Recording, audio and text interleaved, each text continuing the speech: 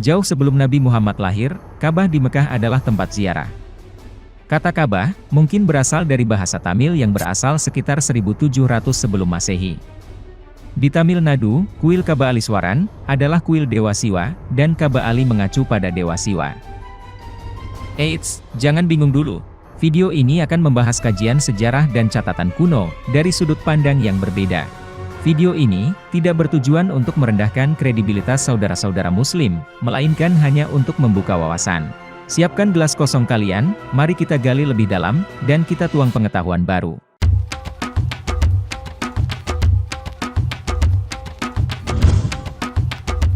Bahasan ini akan kita mulai dari sebuah teks inskripsi Vikramaditya yang ditemukan dalam piring emas yang digantung di dalam kuil Ka'bah di Mekah. Dicatat pada halaman 315 dari buku yang berjudul Sayar Wel Okul atau Kata-kata Berkesan yang disimpan dalam perpustakaan Mahtab-e-Sultaniya di Istanbul, Turki. Sebagian manuskrip tersebut berbunyi sebagai berikut. Artinya, yang beruntung adalah mereka yang lahir dan hidup selama pemerintahan Raja Vikramaditya. Dia adalah seorang penguasa yang berbakti dan mulia, berbakti pada kesejahteraan rakyatnya. Tetapi pada saat itu, kami orang-orang Arab tidak peduli pada Tuhan, tersesat dalam kesenangan sensual. Komplotan dan penyiksaan merajalela. Kegelapan dan ketidaktahuan telah menyelimuti negara kami. Seperti anak domba yang berjuang untuk hidupnya, dalam cengkeraman serigala yang kejam. Kami orang Arab, terperangkap dalam ketidaktahuan. Seluruh negeri diselimuti kegelapan yang begitu kuat, seperti pada malam bulan baru. Tetapi fajar dan sinar matahari yang menyenangkan dari pendidikan saat ini adalah hasil dari kebaikan Raja Mulia Vikramaditya, yang pengawasan baiknya tidak melupakan kita, atau orang asing seperti kita. Dia menyebarkan agama sucinya di antara kita, dan mengirim para cendekiawan yang kecemerlangannya bersinar, seperti matahari dari negaranya ke negara kita. Para cendekiawan dan pembimbing ini, yang dengan kebajikannya, kita sekali lagi disadarkan akan kehadiran Tuhan, diperkenalkan pada keberadaan sucinya, dan ditempatkan di jalan kebenaran, telah datang ke negara kita untuk mengkhotbahkan agama mereka, dan memberikan pendidikan atas perintah Raja Vikramaditya. Transkrip ini seakan menjabarkan bahwa sesungguhnya agama Islam dan Hindu itu memiliki banyak histori atau sejarah yang hampir mirip. Yang paling menarik adalah koleksi antologi tersebut tersusun lebih awal dari 1742 Masehi, di bawah perintah Sultan Salim yang terbuat dari harir, yaitu semacam sutra yang dibuat untuk menulis. Setiap halaman memiliki pinggiran yang dihias dengan kertas emas. Antologi itu yang memberikan titik terang peradaban Arab.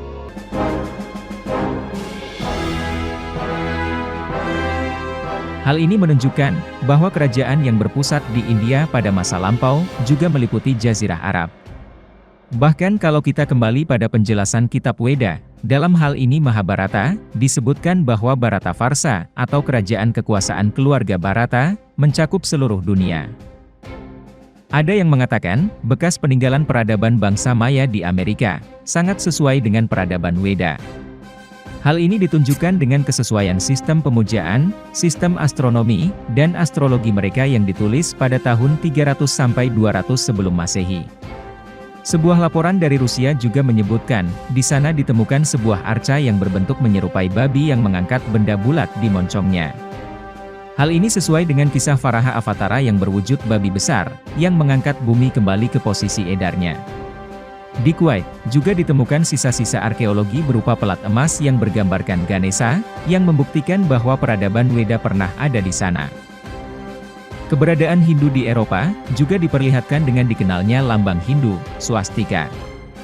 Hal ini juga dibenarkan oleh seorang arkeologi Jerman Heinrich Schliemann. Mungkin, hal inilah yang juga mempengaruhi Hitler dalam menyalahgunakan lambang swastika sebagai lambang Nazi, di samping penyalahartian kata Aryan dalam literatur Weda, yang dilakukan oleh Max Muller. Kembali ke masalah peninggalan Hindu di Timur Tengah. Antologi yang disebutkan tadi, dibagi dalam 3 bagian. Bagian pertama mengandung biografi, dan komposisi puisi-puisi penyair-penyair Arab pra-Islam.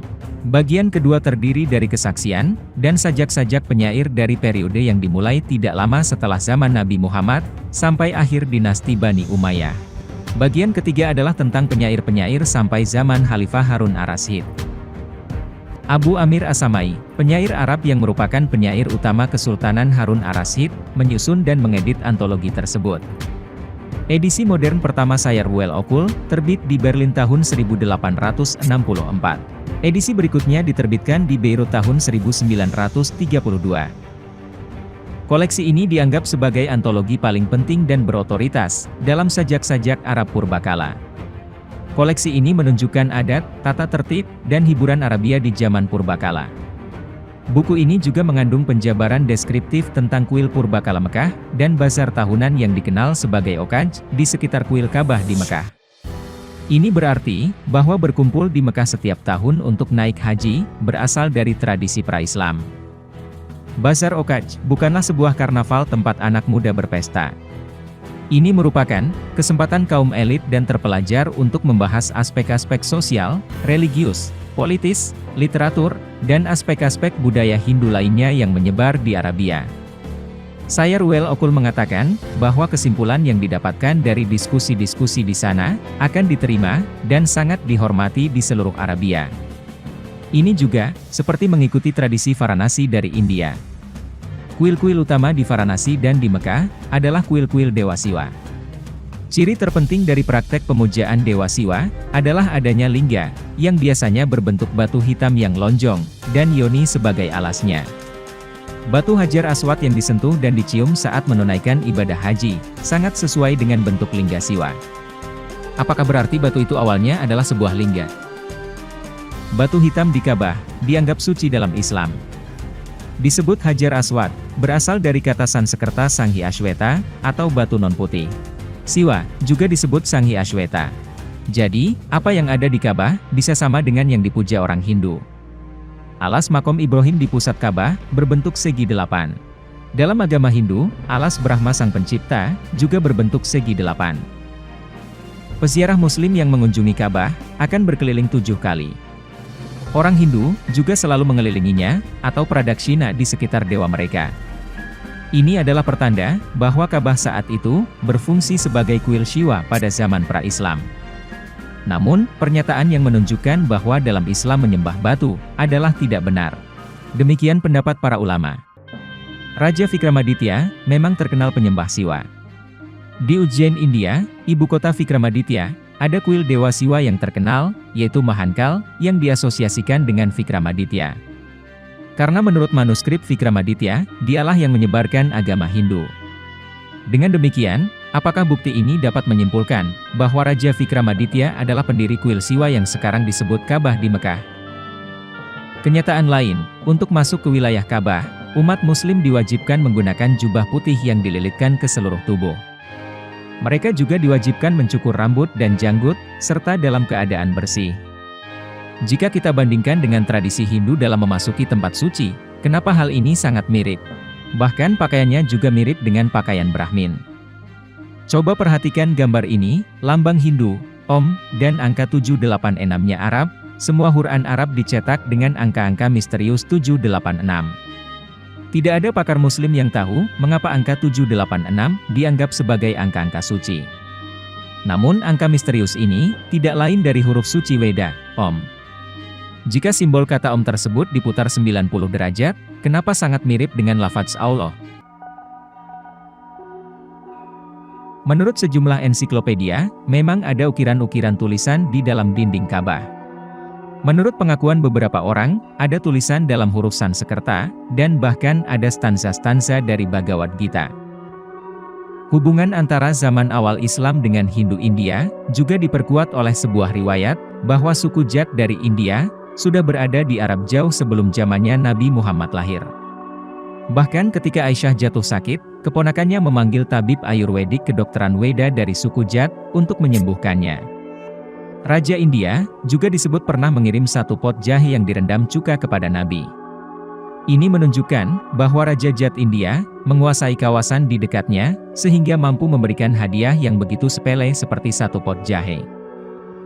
Paman Muhammad sendiri, Amr bin Hisim atau yang dikenal dengan sebutan Abu Jahal, merupakan pengikut Dewa Siwa yang taat.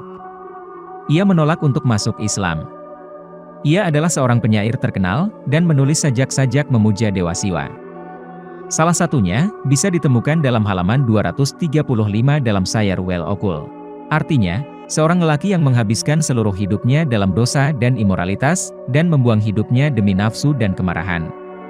Jika ia bertobat dan ingin kembali kepada moralitas, adakah pengampunan tersedia baginya? Bahkan jika hanya sekali ia dengan tulus memuja Mahadewa Siwa, ia bisa mencapai posisi tertinggi dalam jalan kebenaran. Ya Tuhan, cabut seluruh nyawa saya. Dan sebagai gantinya, berikan saya 1 hari saja untuk tinggal di India sebagai lelaki yang menjadi bebas secara spiritual saat mencapai Tanah Suci. Dengan ziarah ke India, seorang lelaki bisa mencapai kebijakan untuk melakukan tindakan mulia, dan mendapat kehormatan menyentuh guru-guru Hindu yang mulia. Nama keluarga Nabi Muhammad adalah Quraisy atau Quraisy.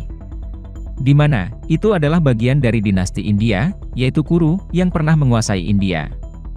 Diketahui bahwa Amr bin Hisim dan keluarganya terlibat dalam pembuatan arca dan pelestarian Ka'bah. Ensiklopedia Islam menjelaskan bahwa kakek Nabi Muhammad dan paman-pamannya mewariskan jabatan sebagai pendeta atau penjaga Ka'bah yang menyimpan 360 arca dewa-dewi. Nabi Muhammad kemudian menghancurkan semua arca tersebut, kecuali arca yang paling utama, yaitu batu hitam Hajar Aswad, Siwa Linggam, atau Lingga Siwa. Melihat bukti-bukti tadi, mungkinkah Ka'bah pada awalnya adalah sebuah kuil Siwa atau Hindu? Tenang, ini hanyalah sebuah klaim. Kebenaran sesungguhnya hanya milik Tuhan.